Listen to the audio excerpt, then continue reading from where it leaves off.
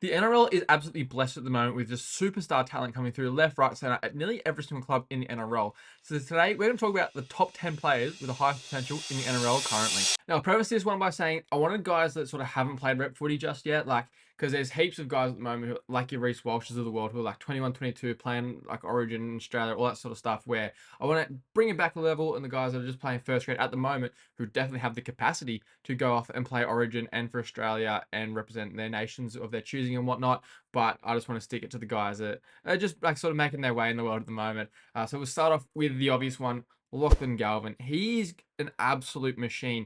Like, I saw him in person, and yes, he's tall. He's probably about 6'2", 6'3", and he is quite slight in frame. Like, you look at him, and like, if you walked like past him down the street and you weren't like, if he was in America per se, you wouldn't think he's a professional athlete. Like, and that's no offense to Lachlan Galvin. I think he definitely will bulk up as he gets a little bit older.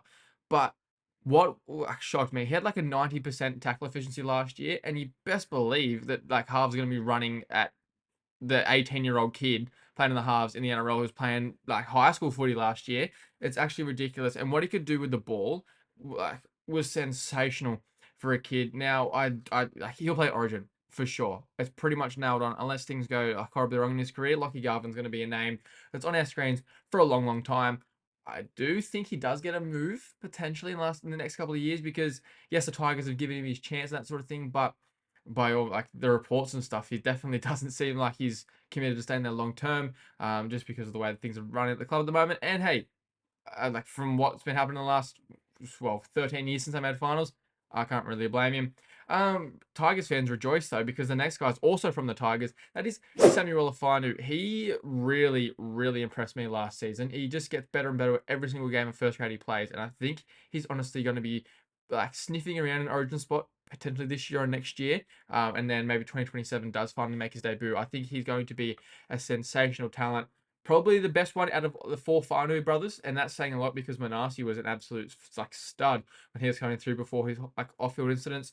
Um, a lot bigger than you think. Like, I had the pleasure of sort of being in the presence anyway of a lot of the Tigers players after their game against the Dragons last year at Win Stadium, and I was like almost like in awe of Samuel Lafano, of how big he was, and he's like 19. I think he runs a great line, and that'll only get better.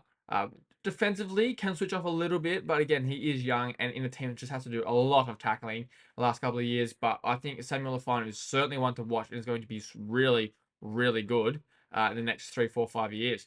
Next one is a guy who's had raps on him forever, Jack Howarth. Like, he's one of the most talented schoolboys in a long, long time. There was so much hype and like that sort of thing around him, and the Storm just kept holding him back.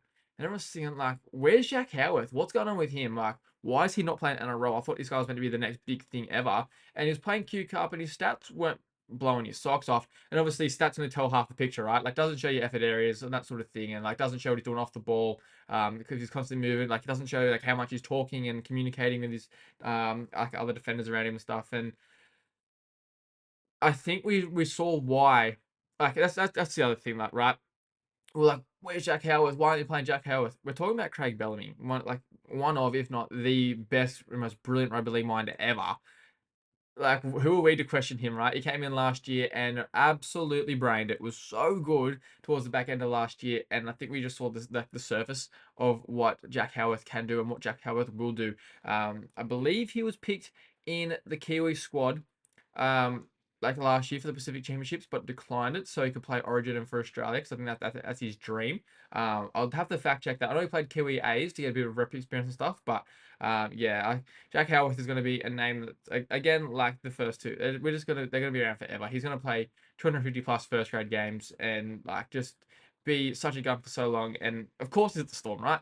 Then we got next guy, Blake Mozer. Now, a lot of people are like starting to get like, oh, why is Blake Mozer like being like so rap? Like, we hear all about this Blake Mozer guy, and he's played like a handful of first grade games and hasn't really done too much. And yes, you are right in saying that, but I think like you watch the way he scans around, and like he constantly like takes out markers and lets his outside guys like his Payne Husties, Paddy Carrigans, that sort of thing make so much more meters. And like he's really crafty, great service, good defender. He's a bit more of a bigger body as well, which is great. But he keeps himself fit, and I think Blake Mozer, like, he was touted as the next like Cameron Smith. He's going to be the next Blake Mozer. Their games are very different, but he'll be playing for Queensland at some stage. Like I think he's 21 coming up this year.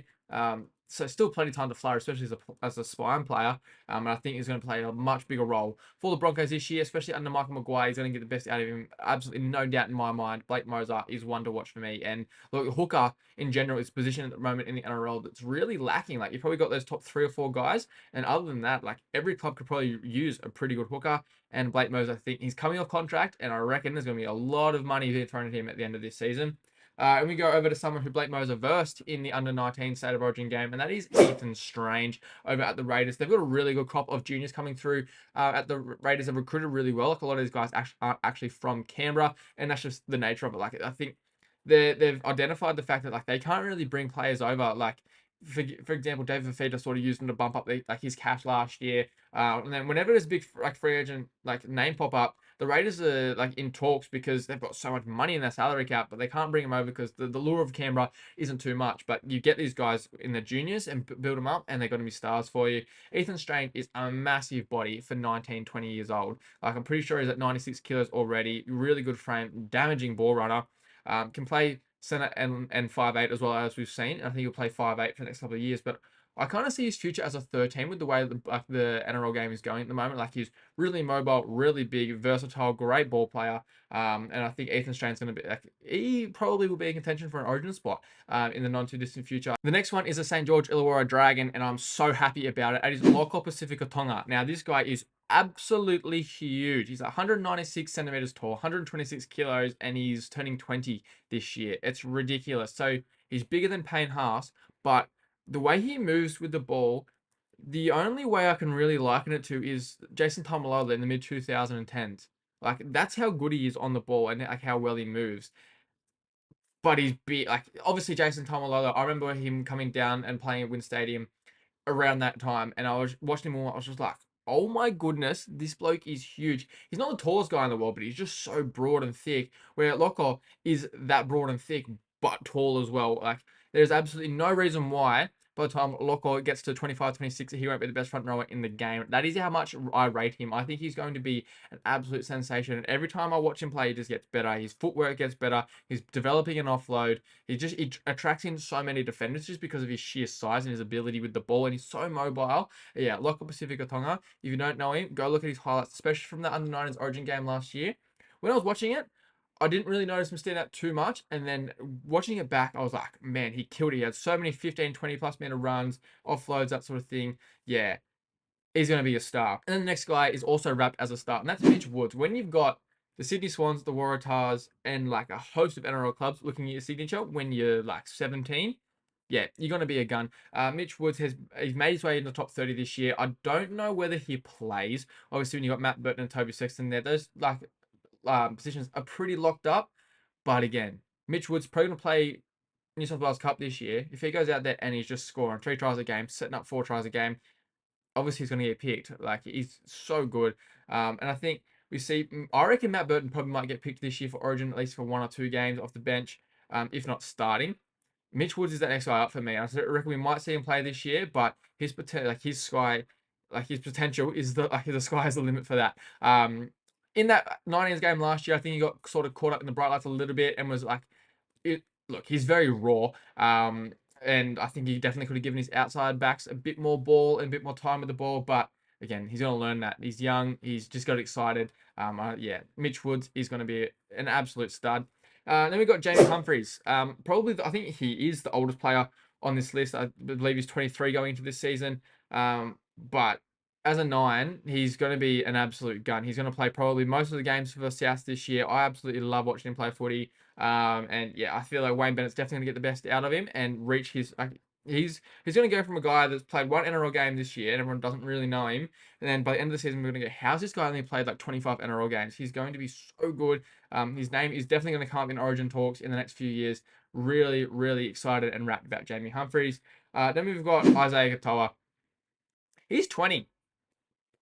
Let that sink in for a second. That's ridiculous. He's playing for Tonga against Australia, and yes, like a couple of times he probably just got a little bit overawed by the occasion and made some silly errors. But again, he's 20 years of age. The fact that he's like He's gone up there to the Dolphins in like nearly the hard, like he's playing halfback. It's the hardest spot on the field. Like there's no if buts or maybes about that. That's why they get all the raps and all the money. But he's gone up to a brand new organization where like things are tough, and he's just taken everything in his stride. Last year he was really good. Like in his second season, I think in his third full season, he's just going to get even better. Under Christian Wolf, a guy who knows really well, obviously from the Dolphins, but from Tonga as well. Like Christian Wolf's going to know this guy's game inside out, right? I think Isaiya Katoa, like the fact that he's 20 and identifying he needs to get fitter and so that he can play to his absolute best, but like that's really good for a kid. Like, because when you're 20, you're a kid. For him to identify that and like realize what his weaknesses in his game, rather than I need to pass better, I need to kick better. It's like I just need to get fit so that I can do all the things that I want to do. I can be where I want to be, and I can be the best player for my football side. Man, sky is the limit for Isaiya Katoa. And then the last but not least, I can't believe, well, I can believe this guy isn't playing because he's at the Melbourne Storm, but he needs to get a contract somewhere. We need to be playing first grade footy. That is Sua Fa'alogo. Far out, this guy's good. Like I watched him in the New South Wales Cup Grand Final last year, playing for the Bears, and he's just so electric. Like every time he gets the ball, you can see the defenders stop, but also the crowd's just like holding their breath, waiting for what he's going to do. He's just such a live wire, so electric with his feet, can ball play, and like he tell you what, he goes pretty good in contact too for a little guy. Yeah, Sua Fa'alogo. I'm not sure where he's going to end up, whether it is at the Storm because they've re-signed Pappy. But yeah, man, he is going to be an absolute gun and someone that's on our television screens for a long, long time. And now, as I said at the start of the video, there's so many guns coming through at the moment in the NRL, and like I could have made another 3 videos on like 10 highest potential players in the NRL because like honorable mentions, I've got Isaiah Iongi, both of them, like the McLean brothers at Penrith, Ethan Sanders, Fletcher Sharp, Lehigh Hopewadi, Blake Steep, Robert Toya, the Va'a brothers, even a guy like Tyrone Munro at South Sydney, and they're like that's pretty much scratching the surface of the guys that are coming through in the NRL at the moment. Like we are certainly in safe hands. The NRL is only going to get better and better. It's unreal time to be a footy fan at the moment. Let me know who you think has the highest potential currently in the top 30 squads around the NRL. And yeah, don't forget always to Scotty drink your water and Brabin do your best.